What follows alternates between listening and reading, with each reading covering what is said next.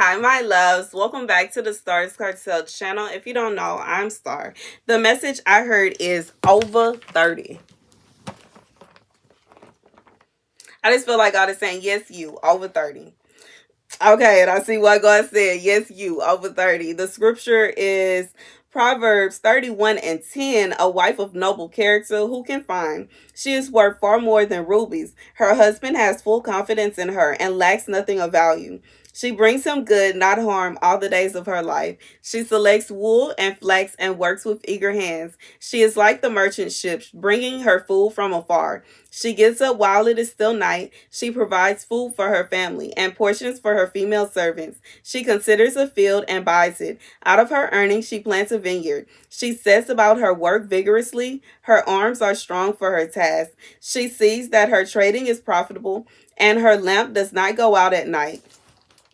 In her hand, she holds the distaff and grasps the spindle with her fingers. She opens her arms to the poor and extends her hands to the needy.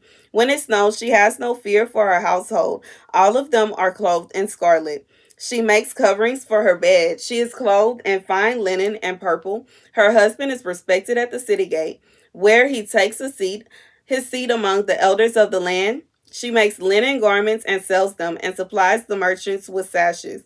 She is clothed with strength and dignity. She can laugh at the days to come. She speaks with wisdom, and faithful instruction is on her tongue. She watches over the affairs of her household and does not eat the bread of idleness. Her children arise and call her blessed. Her husband also, and he praises her. Many women do noble things, but you surpass them all. Charm is deceptive and beauty is fleeting, but a woman who fears the Lord is to be praised. Honor her for all that her hands have done, and let her works bring her praise at the city gate. Baby, and the second scripture comes from Ecclesiastes 3.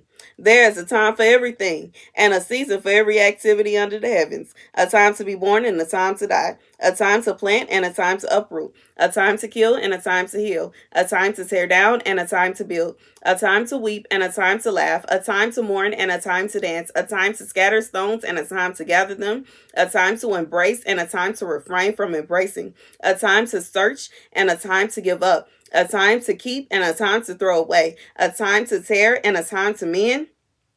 A time to be silent and a time to speak. A time to love and a time to hate. A time for war and a time for peace. The third scripture is 3:16. And I saw something else under the sun. In the place of judgment, wickedness was there. In the place of justice, wickedness was there. I said to myself, God will bring into judgment both the righteous and the wicked, for there will be a time for every activity, a time to judge every deed. Whew.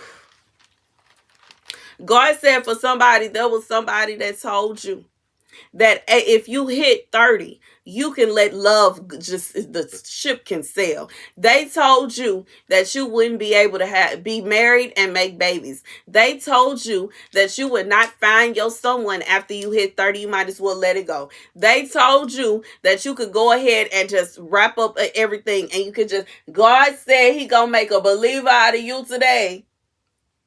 God is going to make a believer out of you. God is going to make a believer out of you. God is going to make a believer. This is so by God said, God said what? To God do what he pleases when he feel like it. God said it just wasn't the time yet. But guess what? God said he is seeking judgment upon those that are trying to cause judgment and misjustice for you. You don't deserve to be single for the rest of your life. You don't deserve to be sad and living like a widow and you still young. Tell the truth and shame the devil. God say both the righteous and the wicked will be brought into judgment.